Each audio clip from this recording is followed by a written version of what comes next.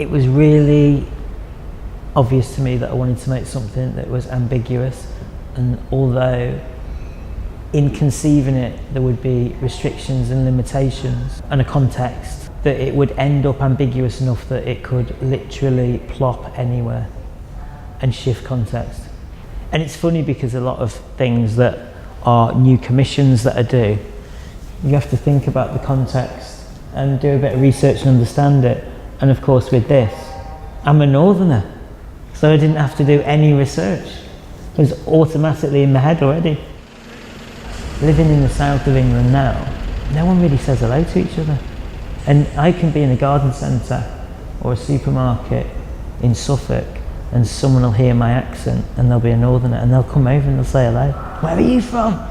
And I love that sort of sense of community and sense of collectivity and sense of belonging that people from the north of England have. And that usually, I mean, I guess that sociologically comes through struggle or resistance of some kind. So that plays into it. On the first site visit, it struck me how dark the Tyne was. The river was so dark and earthy. And it is, this is one of the things about being more north in general, is it is darker. There's less light. And that struck me, and I like the idea that things that emit light that we invent, there's this crossover or play on words between to give light or to shed light on something, or to enlighten. So you can physically give light and illuminate, but you can also enlighten, which is to make understandable. And I love that sort of crossover between those two ideas. The ambiguity of the 10 sculptures comes from its ability to be read in different ways because of the aesthetic and decisions of visual language that have been made.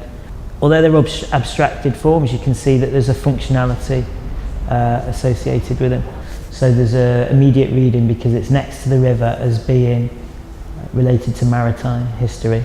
So a lot of them look like buoys or moorings.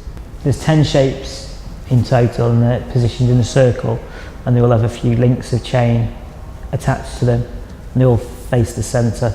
And the abstracted forms that look really functional are essentially simplified or minimalised shapes that represent historic inventions or designs for things that emit light. So you have the Geordie lamp, which was the miner's lamp, which is infamous, and all these things that were invented or first made in the north of England, which is quite a weird phenomenon really when you think about it, that 10 things that are hugely historically significant, all that emit light, were all invented in the north, which is quite a dark place. So there's the Geordie lamp, which was a miner's lamp, there's the cat's eyes, there's the first match, there's the lighthouse bulb, all sorts of things. The 10 sculptures are made in cast concrete, which is a black concrete, and we worked with an amazing company that's situated up here. They're called Bespoke Concrete, which, I mean, for me this was one of the joys of the project really, meeting these guys. And we went to their factory, and I didn't know what this was before, but they introduced me to a material which is quite new, strangely, another northern innovation that gives light, and it's called nightcrete. And nightcrete is a glow-in-the-dark stone which is inset into cast concrete, and it charges itself up during the day in the sun and then glows, emits light during the night. So because Bespoke Concrete introduced me to this material, it's gone into the sculptures, and each of the sculptures has a spot which glows during the night. The great thing about making works that are specific to a brief or conditions is that you have some parameters or restrictions to make choices by, because I always feel totally anxious and paralysed when I'm given an open brief.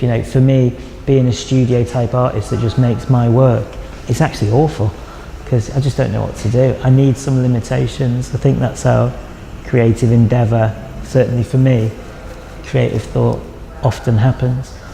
But it's interesting when you let things out and you have no control over them anymore.